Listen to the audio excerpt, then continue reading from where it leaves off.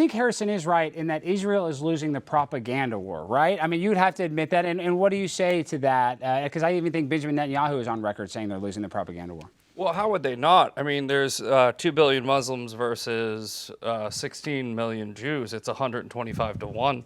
So if you're talking about a propaganda war, then the information is going to be 125 times more accelerated on the pro-Gaza side, pro-Palestine side, because you're going to have the Muslims. You're also going to have useful idiots that will parrot these talking points. So as far as the propaganda war, yeah, they're winning, but who cares?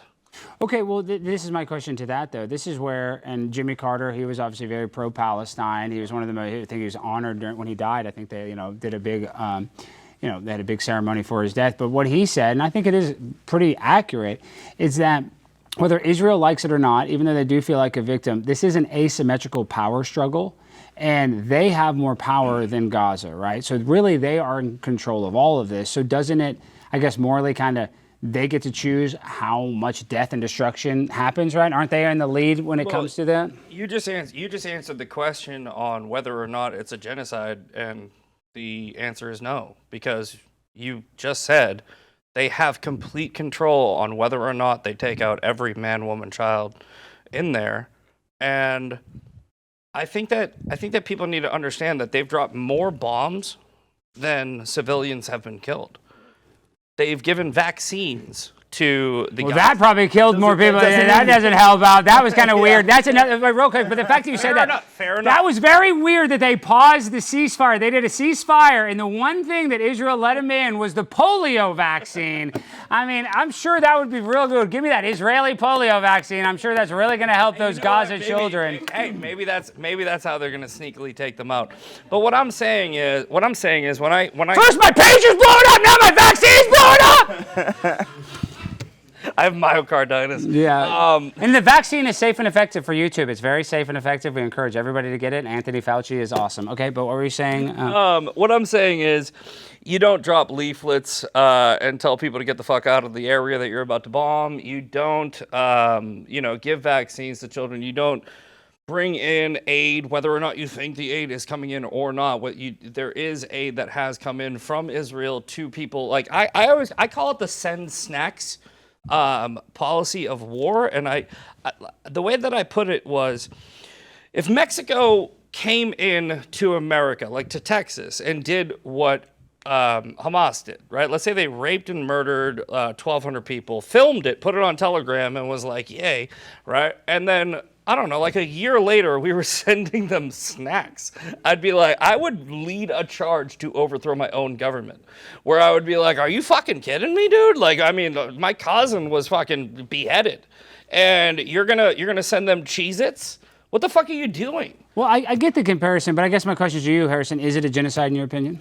I would definitely categorize it as genocide. I think it fits in any definition of that. But let's just rewind back for a second. Okay, let's rewind back. Let's let Harrison on the floor. Intentionally trying to destroy the native population of a particular area, ethnocide, whatever you want to call it. But yeah, I think the conditions being imposed are clearly designed to bring about the most amount of death possible. And obviously they have plans to, deport them to South Sudan or wherever the hell else. If you're going to talk about genocide, I can't think of another conflict almost in world history that fulfills it as much or more than what we're seeing now. But let's just rewind for a second, and can we talk about the propaganda war for a second? Yeah. Because to be honest, the amount of Muslims in the world, that's your answer. I mean, clearly... That's not a crazy answer, though, is it? I mean, I kind of learned something from that.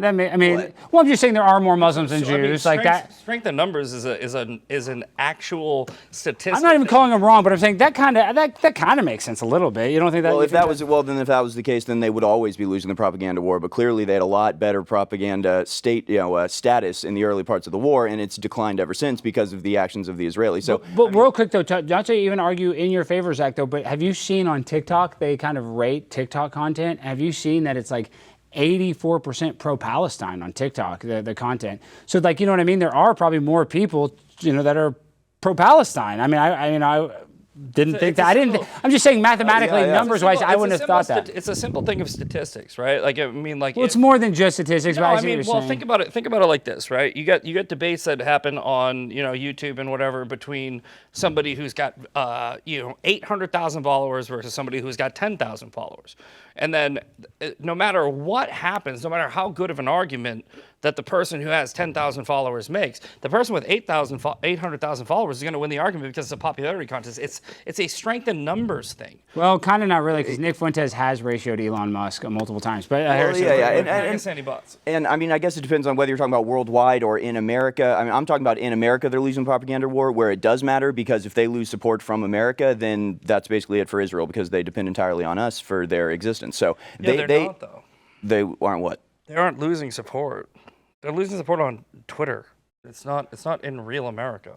No, I think it's in real America. I think they are losing support. I mean, why else would they be panicking? I mean, they're the ones saying this. How are they panicking?